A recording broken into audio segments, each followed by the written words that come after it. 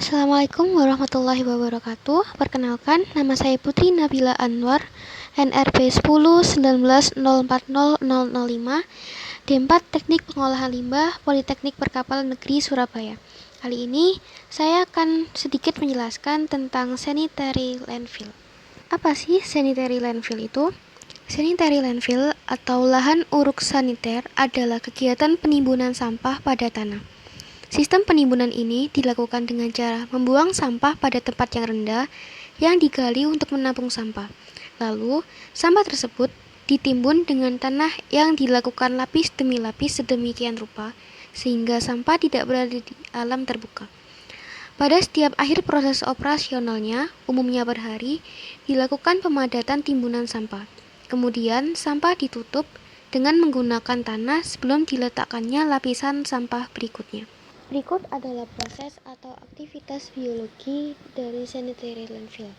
Dari sisi kehidupan, sebuah sanitary landfill akan mengalami proses dekomposisi secara aerob maupun anaerob. Ketika pertama kali material diletakkan dalam pengisian, maka proses dekomposisi mengarah pada peristiwa aerob. Ketika komponen oksigen dikonsumsi, maka landfill dianggap mengalami kondisi anaerob. Lamanya tergantung pada suhu dan oksigen yang tersedia. Periode dekomposisi aerob lebih cepat dibanding dengan periode anaerob dalam proses ini. Hasil yang diperoleh dari dekomposisi aerob adalah asam dan alkohol yang dikonsumsi oleh mikroorganisme yang akan menghasilkan metana dan karbon dioksida. Gas metana menyebabkan kondisi gas masuk ke rumah. Material yang dapat digunakan sebagai lapisan penutup adalah tanah yang agak berpasir atau lumpur yang mengandung batuan kecil. Tanah yang mengandung lempung tidak baik digunakan sebagai penutup pada sanitary landfill. Terdapat beberapa syarat lokasi landfill. Yang pertama adalah ketersediaan lahan. Sekurang-kurangnya lahan diharapkan dapat digunakan hingga 10 tahun periode desain. Yang kedua adalah jarak lokasi penimbunan sampah dengan sumber sampah yaitu sekitar 5 hingga 15 km.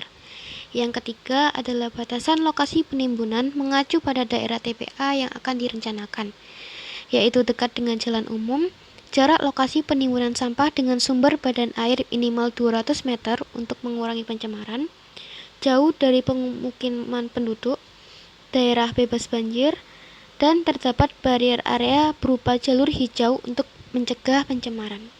Syarat yang keempat yaitu kondisi tanah dan topografi. Data ini sangat diperlukan dalam menyediakan bahan material sebagai lapisan penutup tiap harinya dan sebagai penutup akhir. Selanjutnya adalah kondisi klimatologi. Data ini dibutuhkan untuk mengetahui tingkat intensitas sinar matahari, kemampuan evaporasi, curah hujan, dan arah angin. Berikutnya ada kondisi geohidrologi dan hidrologi. Elemen dari sanitary landfill. Wilayah yang akan dipilih untuk diterapkan metode sanitary landfill harus memiliki beberapa elemen berikut. Yang pertama yaitu lining system, yang merupakan bagian terbawah yang bersentuhan dengan tanah, terbuat dari campuran tanah dan bentonit yang membantu pembusukan sampah tidak merembes ke dalam tanah dan mencemari air tanah. Kedua ada leachate collection system. Sistem yang dibuat untuk mengumpulkan lindi, cairan hasil pembusukan sampah yang terkontaminasi oleh berbagai bahan kimia dan bakteri.